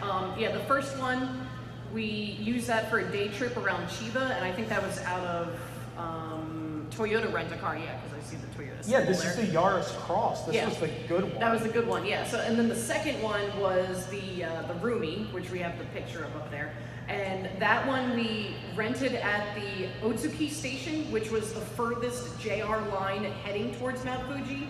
And then we drove that to the Fuji Subaru 5th station, which is the main starting point for Mount Fuji. I think that was about like an hour drive. And then they also have this thing, I think it's called like a IC card or something like that. It's basically the equivalent of Easy Pass. If they ask if you want that installed in the car, say yes, because it makes it a lot easier for when you're driving through like toll roads and stuff Yeah. like that. It just picks it up in your car, just like an Easy Pass. It also doesn't cost anything extra. It's just whatever Yeah, you tolls just you pay go the tolls, through. yeah. And thankfully, they're not out of their mind on tolls like the US is. So it's like, I think the most we paid for a toll was like $1.50 converted, I would say. And so now we're going to talk about some food stuff. So the first time we went, there was a Fate collab at the Lawson, which is like a 7-Eleven or other convenience store. I think this was when Fate Grand Order Like, it just first launched, came out yeah. in Japan. Yeah. But yeah, so convenience stores are, actually really nice and pretty clean. You can get hot food there. They have small groceries, toiletries, things like that. This is going to be your main stop for alcohol. Yeah. That's probably the most adult thing I'll say today. Yeah. Yeah, we definitely enjoyed a couple of strong zeros at like 4 a.m. from the 7-Eleven. If anyone's watched that The new VTuber, VTuber the show. new VTuber anime, I forget what it's called, but what she's consuming that entire time, yeah, they're like 80 cents a can. So Yeah, if because you it's were like wondering. 150 yen a can, and they're very strong. It's like 10%. But yeah, and then also these convenience stores have those Ichiban Kuji tickets. So if you like gambling, you can try and Let's go you gambling. can try and get plushies and figures and things like that. But you're probably just going to end up getting like a cloth or something a bunch of times. Although every now and then the gods of victory will smile down on you. Honestly, the best thing I won out of all of my tries were these Final Fantasy 15 shot glasses, and they're so cool looking. I'm sorry I didn't put a picture of them on here. Yeah, the best thing I got was on the way back from Mount Fuji. We were stopping to get like snacks and stuff, and I got the A prize for Sumiko's. And then we tried in Narita to get the Evangelion figures, and we got like nothing good for that. We tried way too many times. But yeah, there's also, of course, fast food chains like local ones. So the bottom is a picture of a Parmesan spaghetti burger from Most Burger. And the top is a picture of some curry from Cocoa House Curry, which is Brandon's favorite place. All right, so I'm going to be quick with this because I see we only have a couple minutes. No, we have So- 10 minutes, but yeah, Okay, I'm just going to say Cocoa House Curry, it's fantastic because of the fact that it's basically like a curry house as if it was like run by Waffle House employees. And I'm talking about I'm not saying I saw any fights or anything there, but I'm more just saying like the efficiency and how quick you will get your food. And it is very, very good quality. Even if you're not like a super big curry eater, definitely try it at least once. It's really good. It's cheap too. Yeah, highly recommend. Question? No, I think it's just wooing. Are there any apps or like machines that you can take a picture of like something written in Japanese and it will automatically translate to English? So I mean, like Google Lens is actually pretty good for that, but also they would see us walk in and just hand us the English menu. So I mean, that's kind of, a lot of these places, especially because they're chains, and of course things like McDonald's, Wendy's, which is called Wendy's is called First Kitchen, and they abbreviate that in a funny way. Yeah, which is You kind of maybe put them together. the And they also first there have is Taco Bell. fa, and then I'll put a couple seconds in between it. Keen. So if you say it together in your head, you'll know what it is. Question. Sorry if I missed this, but do you recommend bringing cash or is card? Oh yeah, so a mix of cash and card. I think we forgot to mention that, but so the first time around you had 50, the equivalent of like 500 or. Yeah, so the first time around, we each had basically the equivalent of $500. yeah. The second time around, I brought 1,000, and I think you brought like 1,200 or Something like that. 1,400. So, but the important thing with that and everything, I came home with a bunch of cash because I was using my card a lot. Don't burn the candle at both ends though. That's the important thing, because sometimes you kind of like, you start, spending on your card and spending your cash, but the whole thing is that you're like, oh, I have so much cash left. But then when you come back home, you're like, oh, I spent all my cash plus a bunch of extra money on the card. So you just got to be careful with it. Discounts only go so far. Yeah, so, and then to get more in depth with like local stuff, definitely check out some of like the bars. They actually have good food at them. And if you are with someone that's local, have them take you to what's called like a back alley bar. Because it's literally just Or like a izakaya. hole. Yeah, izakaya. It's like a hole in the wall place. They have cheap food, cheap beer. And one of the ones we went to, which is no longer in that location because it was deemed a fire hazard, but it was a like Godzilla, like Toho, Ultraman themed bar. And it's because they had all these paper posters and the person that owned the bar refused to take them down, so they just had to shut the whole entire place down. Question? Do you have any recommendations for personal safety, crime avoidance, avoiding scams, those types of things? So for avoiding scams, that's a good one. The main scam would be when they say that there's no cover charge for like host bars and things like that on the main like Kabuki-cho area. As for other things like crime stuff, I mean, we never really ran into anything. So the only crime we ran into, we saw a high school kid getting dragged out of a Dojin store. Yeah. We don't know why he was getting dragged out of a Dojin store, but we can make a guess on it. Yeah, and we will note that that kid was also wearing a very oversized suit. So I think he was literally trying to like pretend he was an adult. Yeah. And, like buy something or steal something he wasn't supposed to. Yeah. But in addition to that too, both times like we were walking around like 3, 4, 5 in the morning, just no street lights or anything. We came across a couple biker gangs and stuff. They were perfectly nice. Yeah, it was literally just nothing- like groups of guys It's not like on in bikes. like Tokyo Revengers or anything like that, where Yeah. you're, Unruly where you're gonna get teenagers. stomped out or anything. I By mean, everyone's influencers. kind of just doing Yeah. their own thing. Nightlife is kind of a respected thing there, so everyone's just trying to, Yeah, I mean, because it's a very tight, tightly wound country. So yeah, I in mean, like on general, the late night buses, or trains, we would definitely see people that were like passed out because they were drunk. Their stuff's right next to them. No one's trying to like steal it or anything like that. Real quick, if you're interested in getting, like ramen and stuff like that, they have, like the authentic sit-down places that's like literally a cart that a guy like drags across the sidewalk and puts out the chairs and stuff like that. Or you can go to like a sit-down place where you put your money in and you pick out like the type of noodles and the type of meat, and you get like a little ticket and they serve it very quickly. it's also really cool watching them make it too. Yeah. So that's Yeah. a very cool. We're gonna have to go through this quick. Yeah, It's yeah, always let's go. nice. Come on, rapid fire. Okay, We got 5 minutes. we also want to point out another place that you're probably going to be at a lot, which is Don Quixote or Donkey. Basically, Japanese Walmart. Yeah, and because they're open late, and sometimes you see funny stuff with like people that are super drunk walking in there and being very confused because it's like bright at like 4 in the morning. But the bottom picture is actually the one in Osaka. It's got a built-in. Something's happening with the sound. Oh, I think it might be this one. Or is that next to us? I don't know. It's like, No, I think it's there next to us. All right, keep going, keep going, keep They going. have a built-in Ferris wheel, which is really cool. But yeah, so definitely check that out. If you're there, they have, all the toiletries, travel things, electronics, all that good stuff. Yeah, there's our friend Kaizu, which is a guy I met on a Michael Myers forum like 15 years ago, and I finally got to meet him in person when we first went in 2017. He's holding a very famous ice cream. It's in the bottom of Nakano Broadway. It's famous because of apparently when like celebrities would go to Japan, the like local TV people would take them down there so they could hold up this giant ice cream next to their head. But yeah, so that's at Nakano Broadway, which has a mandrake, and in that mandrake there's a bunch of different cool stores. The ice cream place is called Daily Chico, so definitely check that out. If All right, you 3 minutes, 3 minutes. Come on, let's go, let's go, let's go, let's go. We got this. And then, of course, Akihabara, that was the Sega place, which is now Gigo, which is get into the gaming oasis. There's a ton of arcades. You're going to spend a lot of money at them.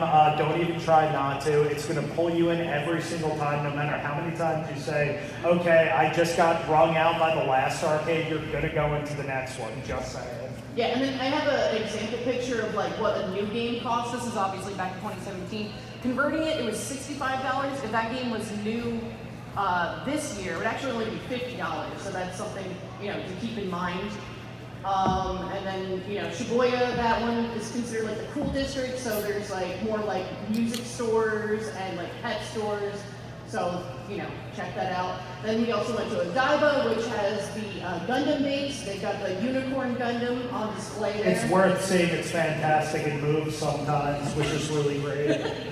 And then there's also in the Dex shopping mall, there's the Daiba floor, which is Showa era. So they have a bunch of stuff from like the 60s.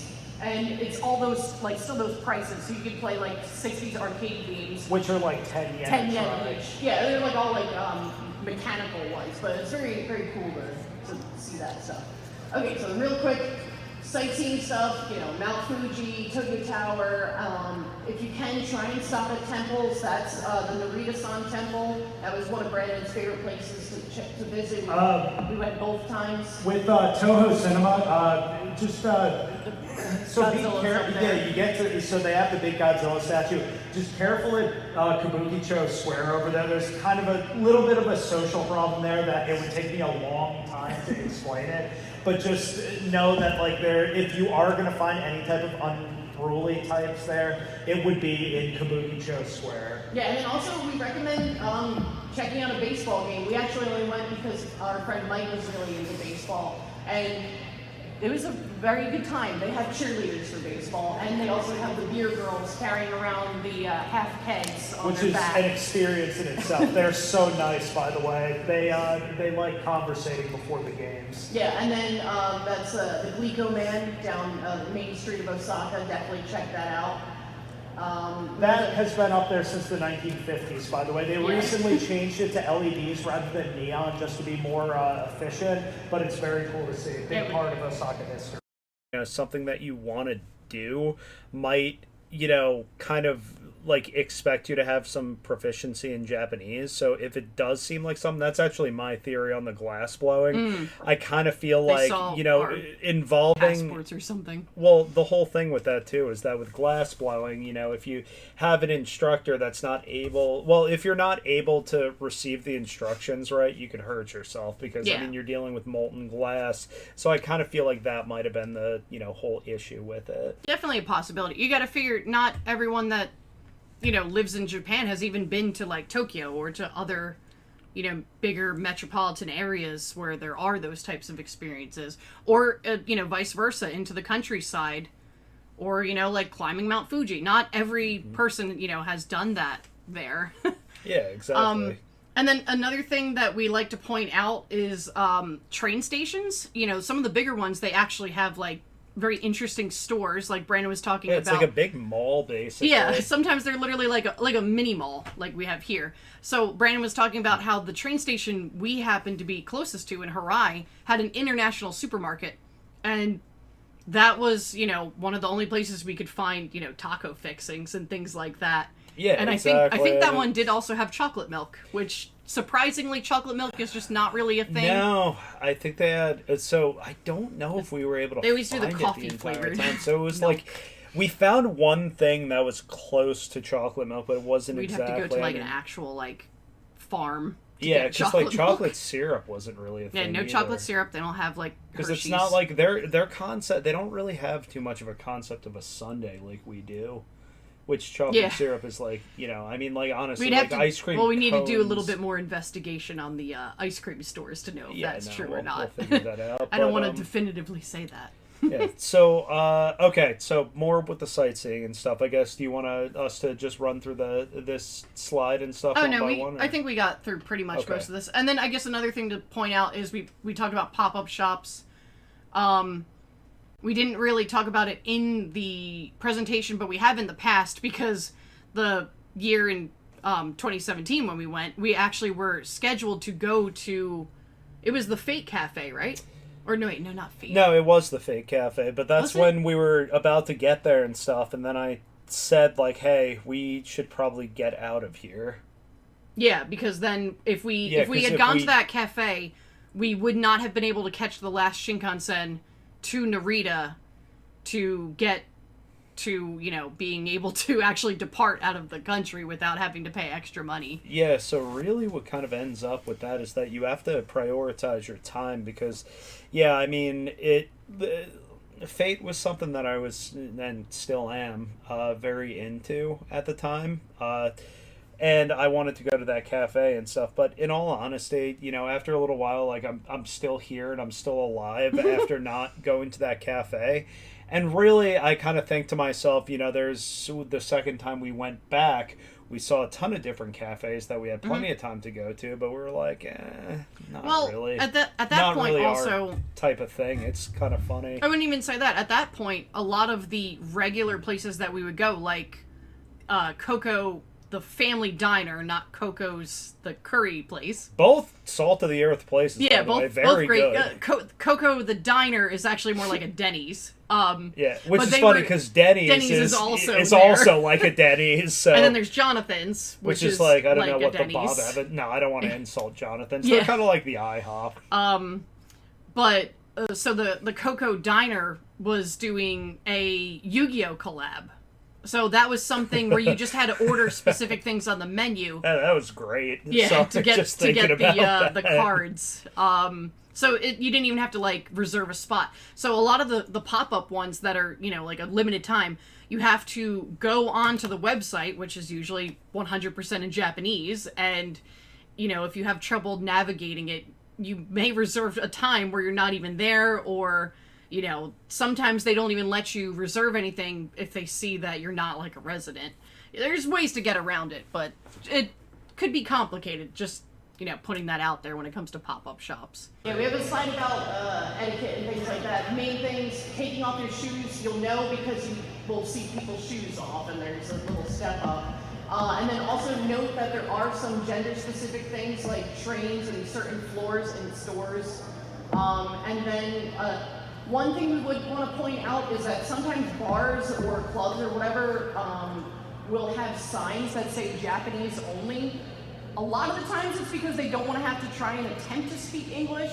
We've noticed way less of that in 2023. We saw a little bit of it in 2017, but I was looking online. Apparently this is happening a lot more, but it's really more just due to like them not wanting to have to translate and people being like a little rude about. When it comes to like etiquette and culture, you just kind of have to, like, okay, so people will say as a foreigner, you're probably going to get a pass, especially as a foreign tourist, if you do something like, oh, say you don't put your trash in the right bins, you know, you're attempting to, like, you know, clean that stuff up. Because since we were there for 3 weeks, we actually had to abide by the burnables, non-burnables, metal, like, bottles, containers, Broken glass versus Yeah. non-broken Yep. glass, which was very interesting. Yeah, like big items, like if you had a broken like bicycle or something, like all those things had different days, and our Airbnb host had that all printed out in English which was very nice of them. and explained, like, you know, okay, the burnable trash goes on Tuesdays, the non-burnable goes on Thursdays, broken glass is like every other Wednesday. Like, you had to factor that stuff in. Yeah. Oh, also, another, speaking of trash and stuff like that, if you guys are ever looking for boxes to, you know, ship stuff back in, sometimes yes. you could find good quality ones. And also, you can find Shonen Jumps in there completely untouched because Yep. they print out so many and people buy them, and you could save yourself 400 yen. Yeah, exactly. Let me see. Oh, okay. So another thing I wanted to mention is some, you know, new friends of ours that we were talking to after the panel. One of the things that they mentioned was that they were afraid of, you know, kind of offending people just by, like, in a way, just by existing, by not fully knowing all of the, kind of cultural norms and the social cues and things like that. And I'm going to tell you guys exactly what I told them. Like Eve said, you're a foreigner, then they don't expect you to adhere to everything.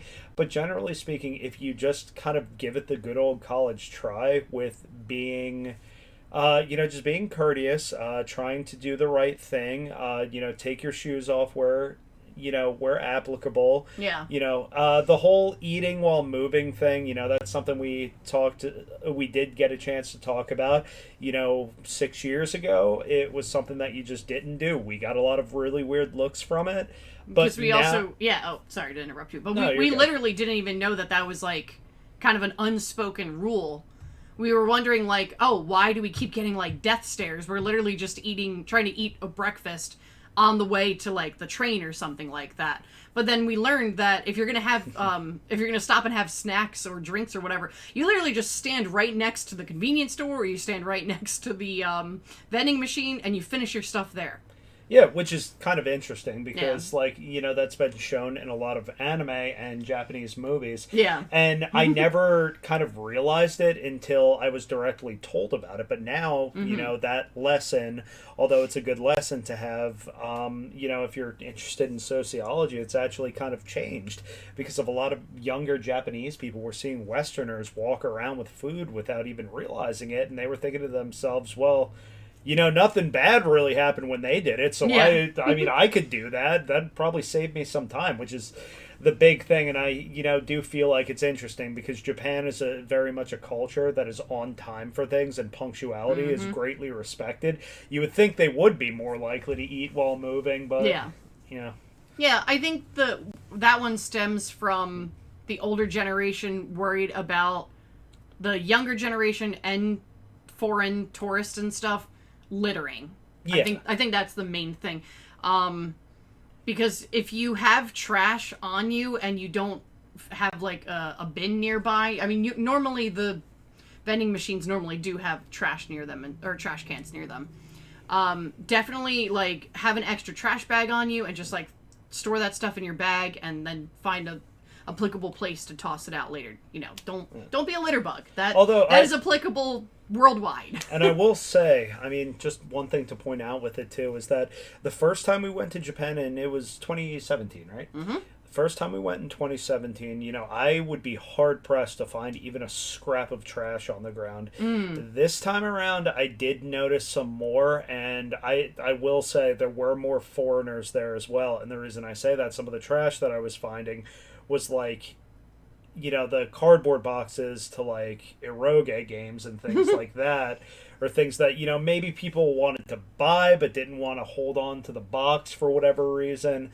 But there was a lot of stuff that was just kind of thrown in alleys, in Akihabara specifically. The more cultural sites, like Kyoto and areas like that, you didn't super really see clean. The Narita-san Temple and all of Narita for the most part, just like completely clean once again. So it seems like areas that had more foreigners weren't as good. Also, I would say also where there's more nightlife, we also saw that. Kabukicho. I was just going to say that there were alcohol containers all over the place Monday through Monday, essentially. 24/7. So yeah. But once again, there's also kind of a bit of a social issue there right now, so it's it's understandable. Yeah. So and then we briefly also talked about how there are some places that may say, like no tourists or Japanese only. And like I was talking about before, a majority of it is because of a language barrier. And some of those places have had to deal with tourists of, not just from America, other countries speaking other languages. And, there's just it's sometimes hard to communicate. And after a little bit, sometimes they just don't really want to deal with it. Yeah. It is what it is. The whole thing is that, it being their country and everything, they have the freedom to, kind of refuse. deny service to absolutely. whoever they want to. Yeah. So, and then another thing, bathrooms. So in 2017, there were not always paper towels or, like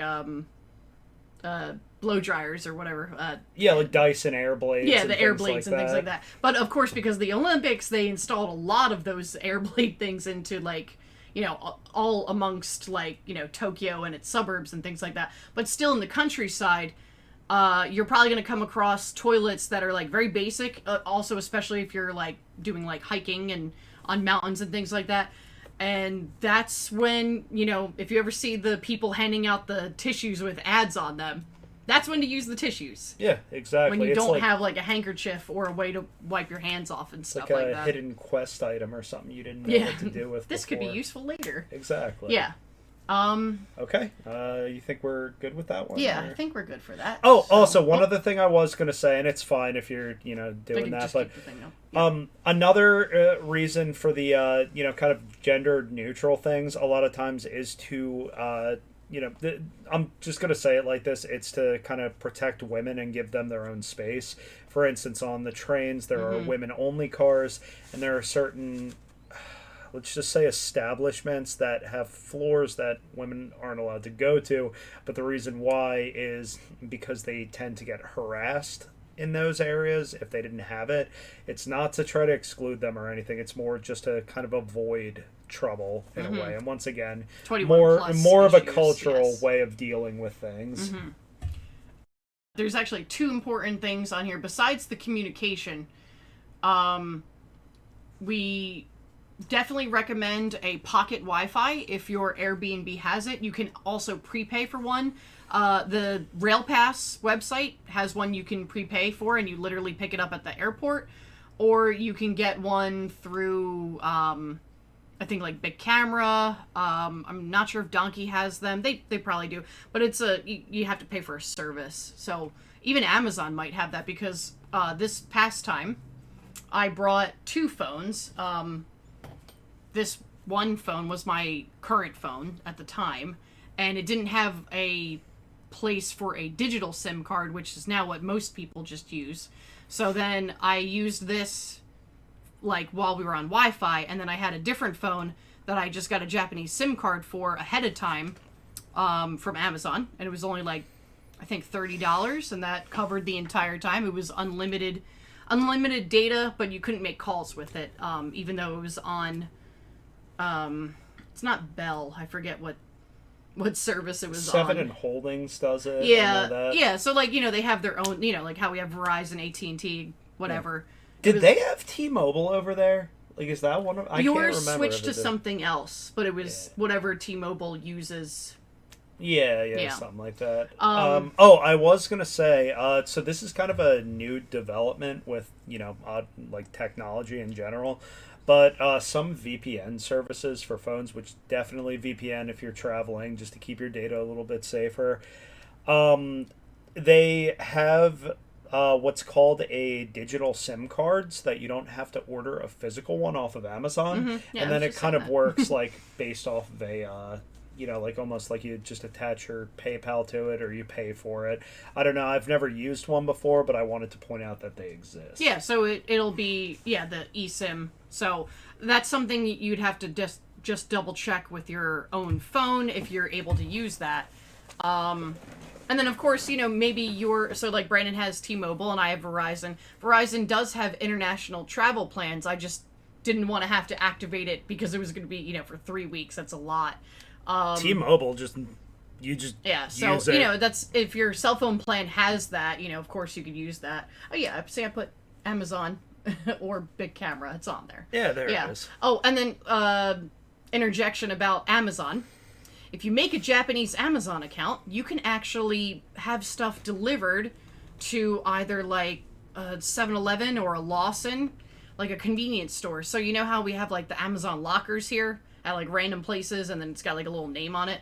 You can buy stuff there and do the same thing where you can pick it up in person. I'm sure we probably could have set it up so that it would come to the Airbnb, but since that's not our actual residence, I didn't want to go through all that, especially because you could just pick it up in person. So, and we already had to use someone else's residence for a return address type of thing. So. Yeah, when it comes to the shipping stuff. So, yeah. But yeah, so we have our basic phrases up there. Going back to that real quick, if you're familiar with a Sea Dog VA, or any of the other like Japanese YouTubers. Yeah, there's so Sea Dog is Connor, right? Yeah. And then there's Connor, there's And a then, broad in Japan. And like the Anime Man, all of those guys, they all like go to the arcades and show off stuff. The cat's is scratching something. Mm-hmm. So they go to the arcades and you'll see them say "sumimasen" to the workers there, and that usually lowers the difficulty of whatever they're trying to win in the UFO catcher. Yeah, but in general, I mean, the phrase is, it is it's like just universal, like with "excuse me," it's fantastic. I mean, it also like it's kind of a magical phrase where like if you step in front of someone and you want to excuse yourself, like you could it's used for so many different things. You're gonna say it a million getting attention times. to like you're trying to like say something or trying to so definitely like Brandon said, universal phrase. Something that we used a lot this time around was ikura desu ka, which is how much is this, and then literally just point to the item or point to the thing that you have on your phone. You're trying to figure out what it is.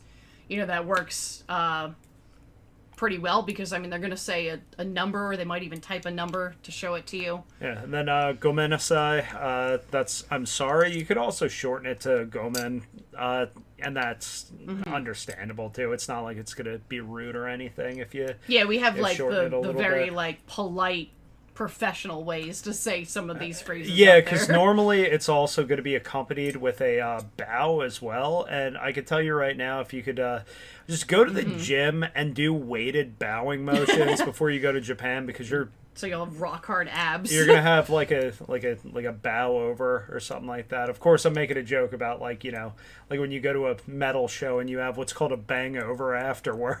From head banging. Yes, exactly. Gotcha. Yeah, and then the nonverbal gestures, you got this. Which means stop doing whatever what the doing. heck you're doing. Like return to a it. state of doing nothing. Yeah. Of course, like thumbs up and peace signs, very popular. Yeah, I know. And then there's like kind of the fox sign has become a little bit more popular with stuff. Baby metal. But yeah. I don't know. I think they would assume you were a weeb. I mean, like you're already, in Japan as a foreigner, so and you're probably wearing an anime shirt. Are there people that go to Japan that don't like anime? Maybe like all right, that's like boomers or something. No, I kind of feel it because every older person that knows anything about Japan, it's usually because I don't know. I'd they say like anime. European people that only want to go for like architecture and sightseeing or something or just the food. But like at this point, how can you not have some sort of affiliation with like an anime? Yeah, I feel like it's like I don't know. It's like not stepping on cracks in a really not well maintained sidewalk. I don't know. Yeah. And then so when I was talking about how I had two phones, that second one that I had the Japanese SIM card in, I preloaded a bunch of Japanese iTunes apps onto it. So that would be like Rakuten, all the different like food apps, just like things like that in general that you may not be able to download from like the regular US iTunes store. Just because a lot of those have like points. So like you can scan your Rakuten card and all this stuff's free to sign up to. You may just need to like translate the web page when you're signing up for it.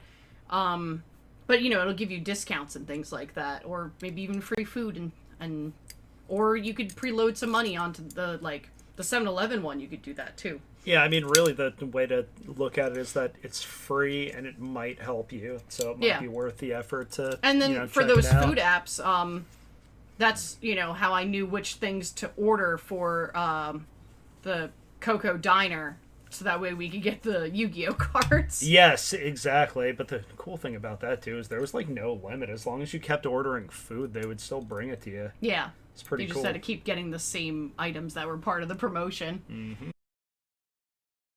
A new slide that we have which from last year to this year, Brandon Slide has number 21. Brandon has changed his thoughts on the hiking experience of Mount Fuji.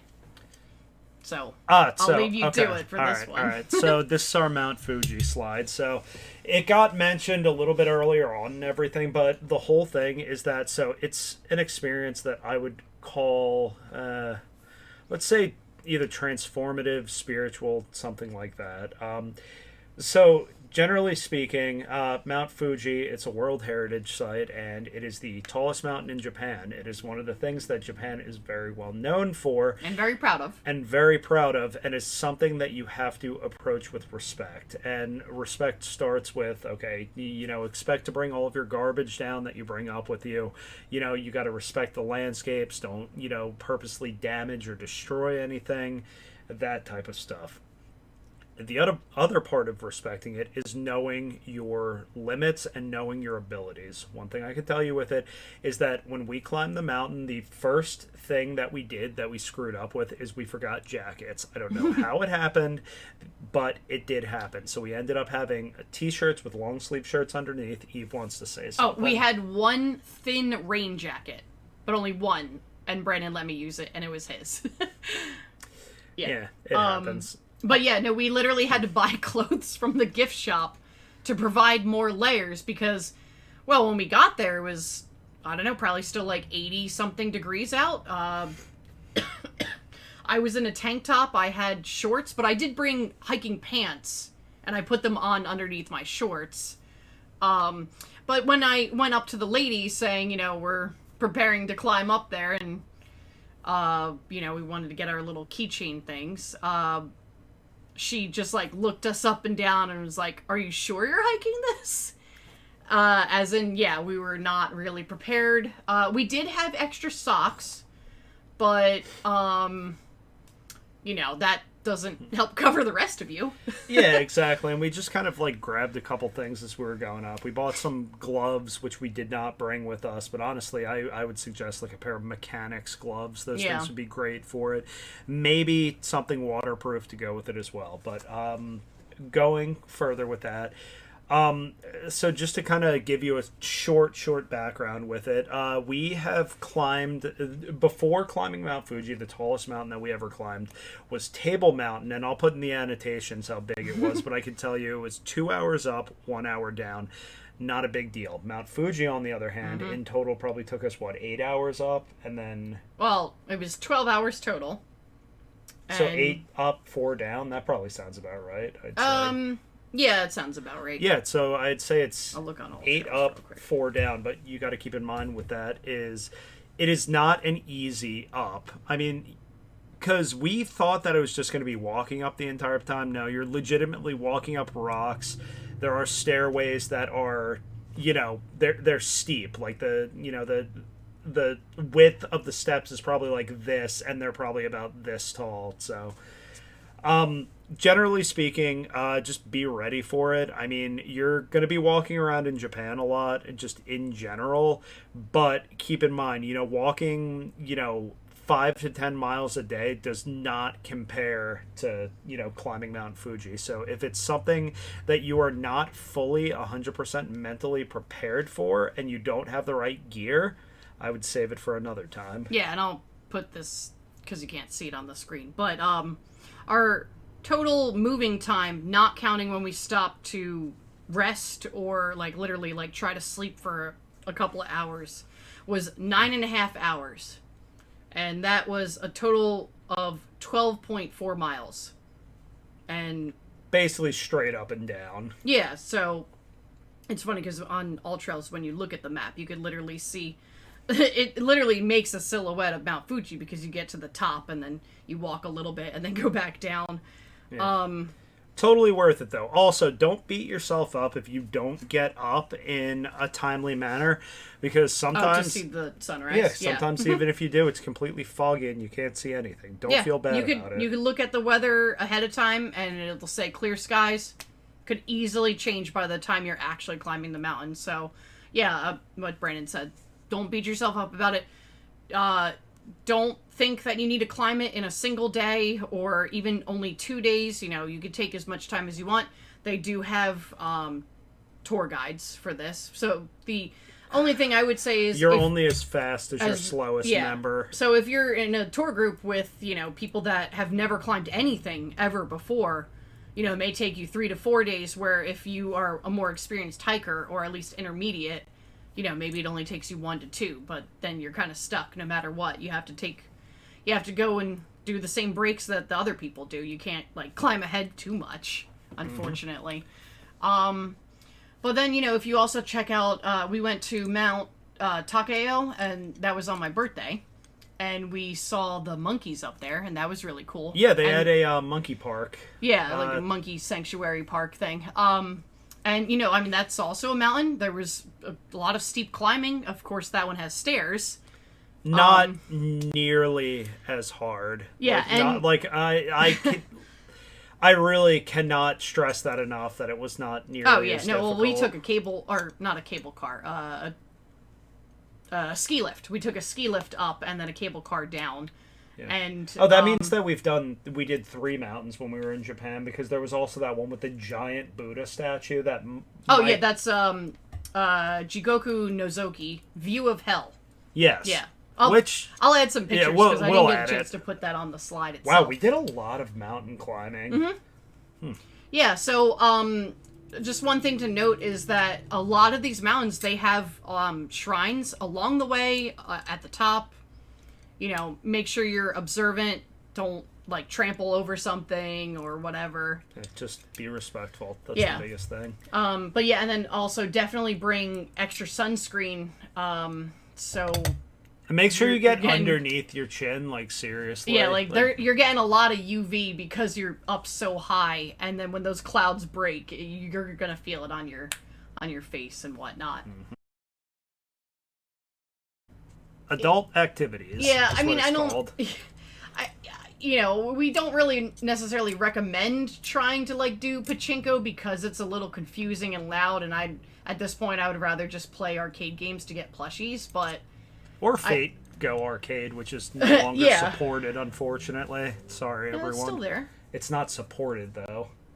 What are you talking about? So they stopped developing for it. So what's there is there, and that's it. Well, that's like with the Dragon Ball Z arcade. They're switching over to a new arcade machine, and then I think you can't use any of the cards. And they've produced like 10,000 different cards. Yeah, I bet those people that collected all those feel silly now. Anyway, just looking at some of the, you know, we'll say adult activities and everything, we're not talking about, like, anything degenerate. We're talking about, like, going to bars and stuff like that. Maybe you'll hit up a nightclub or something. Night pools is another option if you're going in the summer months and everything. And usually those are pretty cool, because what they end up doing is they'll have DJs and they'll have, you know, like EDM music and just fun stuff, drink specials, things like that. Yeah. What we ended up doing was we went to an izakaya with some of our friends, and these are those friends that we were talking about. Yeah, so this was along... In Golden Guy. In Golden Guy. And this was one of those instances where I believe they gave us the Gaijin menu, which is, they see that we're not from Japan, and they're going to raise the prices on us, which has been reported to be happening more lately. Yeah. And, you know, it's kind of just like, it could be expected. Even though we were literally with our friends that live there. Yeah, which, by the way, so I could, you know, point out, so this night and everything, I made the offer because we were supposed to go out and do this the first time that we went to Japan, but we didn't get a chance to, so I owed our friend Hanamaru, I owed him a night out, so I told him, I was like, look, everything's on me tonight and everything, and I'm sure the bartender loved that because, you know, I was paying the equivalent. It was basically like 1,000 yen per drink, but either way, I mean, like, after we were all, you know, enjoying ourselves and everything, it still wasn't all that expensive, even though I'm sure the, you know, bartender made plenty of good money with it. Yeah, I mean, you do have to remember, you don't have to tip. So you can kind of figure out, okay, like, yeah, they're going to charge us a couple extra 100 yen because, you know, we may not know about those types of things. But But, you know, it's just kind of one of those things you live with. But this was a really cool, like, tiny hidden bar because it was anime karaoke themed. So there was a couple other guys that were sitting to the left of us, and they were, like, requesting songs and stuff like that.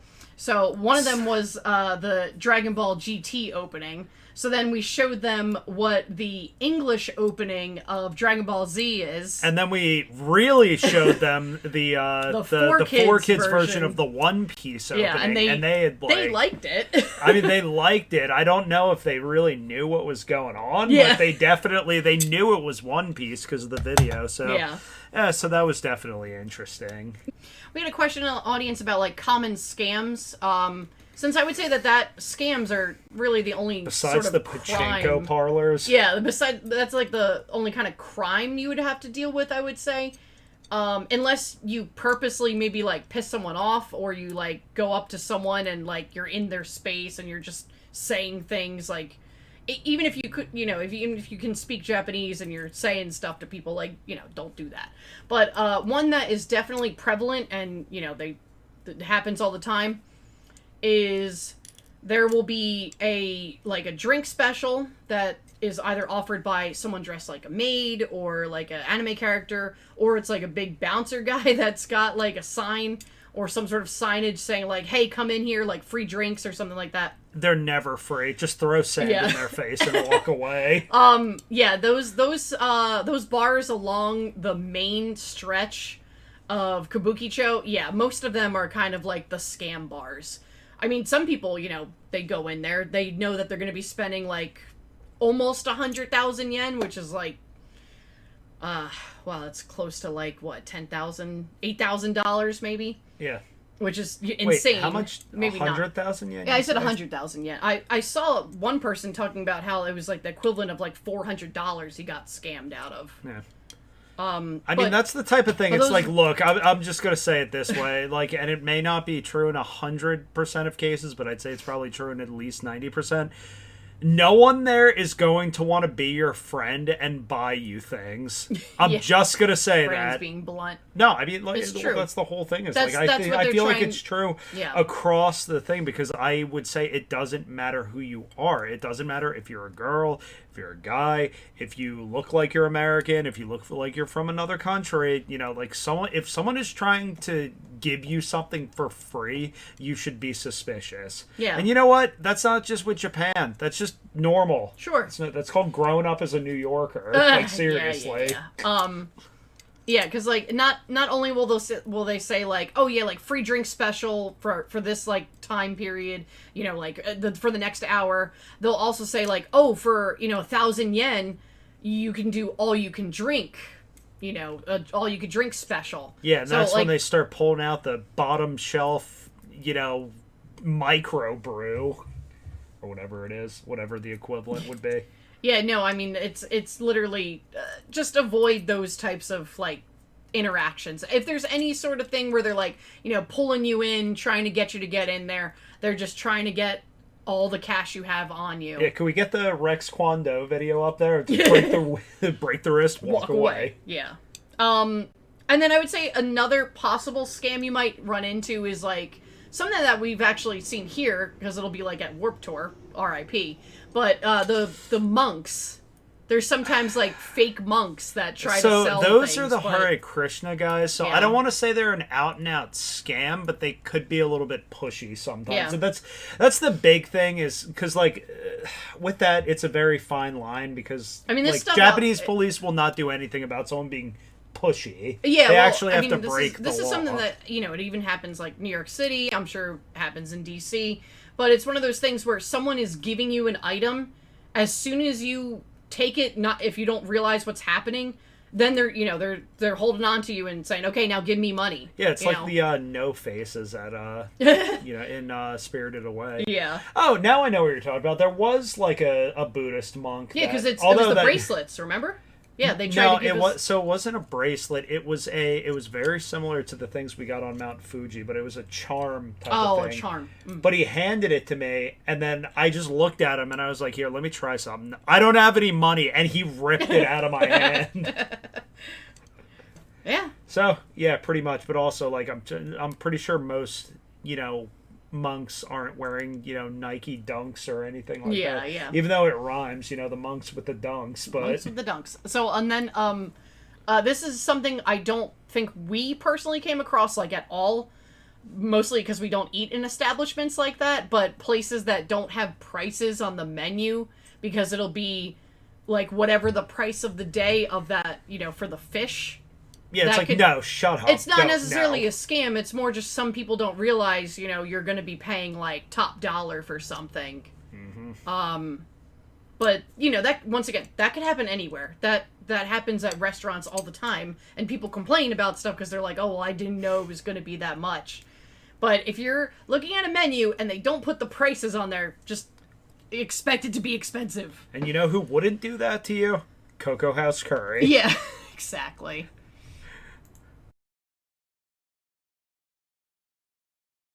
Just wrapping up, there's just various cool things. We would There's show too you much to list. Yeah, we would show honestly. you, and we would show you more pictures, but we don't want it to just be like, a vacation slideshow. But, if you guys have any questions or anything like that, feel free you could send us a message either on YouTube or on our Facebook page or You can whatever. even email us, honestly. Yeah, you can email us. You can send a message on Instagram, wherever you want to, if you have a question, you could ask us wherever. I do also have a list of some websites that are ones that I recommend checking out, and also I have a list of a couple of YouTube channels. We talked a little bit about them, but I also put Takashi from Japan on here because he interviews people that have like all different sorts of backgrounds, and I find that information like pretty helpful if you want to get like kind of an inside idea of people that are either passing through Japan, they've lived there, maybe since they were born, even though they may not look Japanese. People that have gone there for school or for work, maybe as a teacher, or they are doing some other type of like business job or something like that, like IT. But yeah, and also he does like fun interview things too, not just like more serious stuff. But he'll ask like, "Oh, what do you think is like the most overhyped anime right now?" Or "What anime are you watching? Do you even like anime?" Like all that kind of stuff. And if you're interested in learning secret techniques for UFO catchers, definitely check out Clawmaster. He will tell you if these techniques will get you kicked out or Yeah. not. But yeah, also just with all that said too, I mean, everyone that came to our panel live and gave us that hour of your time at Otakon when, everything is, the time is precious there. So for everyone that came to see our panel, thank you so much for it. I know we kind of will go off on tangents a lot, but honestly, it's not a Dolphin Quest panel if we don't go off on a tangent. So this time, we're happy to create this video, finally get something out there. It's been That's a very, updated, yeah. very long time since we've uploaded a video to the channel.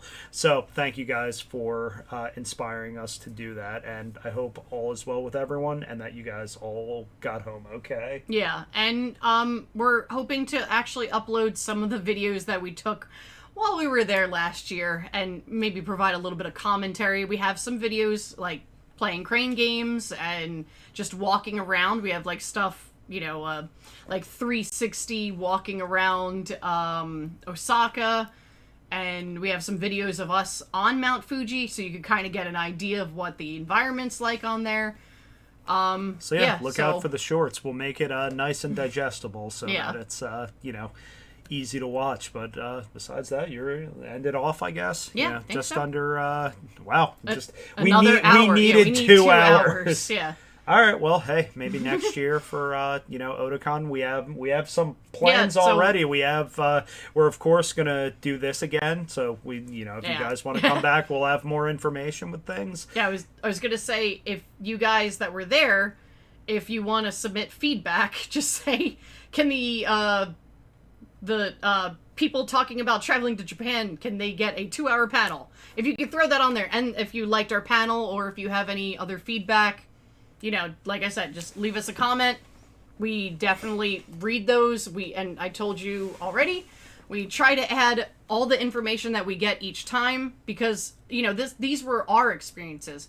There's, of course, you know, a million ways to travel and, you know, do things, you know, in your own individual way. But we like to try and include information that we get from other people. And especially if it's, you know, something that makes it easier for us. I mean, when we went the first time, and then we did this panel, we had gotten information about, like, reserving your seat on the Shinkansen, and we did that this time around.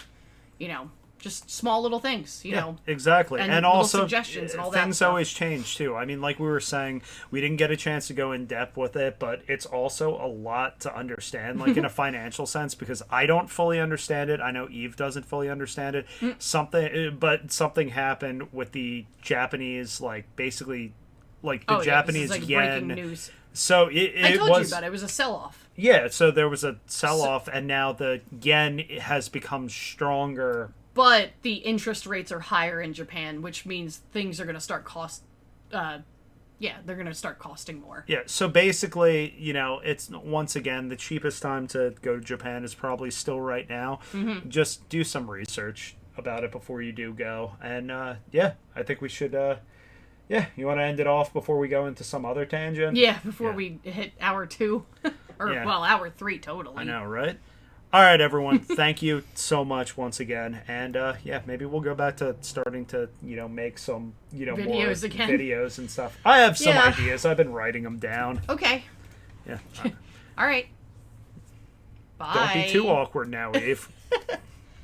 About it and things like that. Yeah, come on, we gotta wrap it Yeah, up. I know. All right, everyone. So we are getting the wrap it up signal right now. What we will do is, as I said, Dolphin Quest 01 on YouTube. We're gonna upload this video, and we will probably also post a link to the actual thing itself. So I see a lot of people taking pictures. Yeah, that's sorry. fantastic. Sorry we have to rush through and everything, but we don't want to incur the wrath of Otakon. They've been fantastic.